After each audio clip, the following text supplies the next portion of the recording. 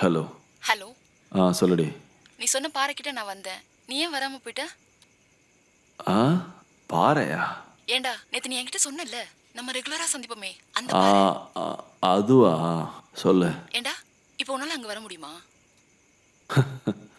வரலாமே. நீ அங்கே வெயிட் பண்ணு, நான் கண்டிப்பாக வந்துடுறேன்.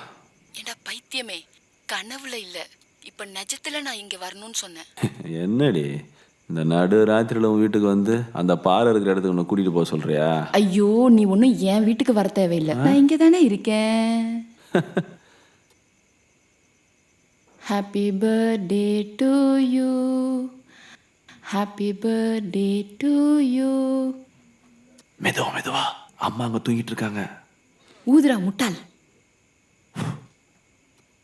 Happy birthday to you.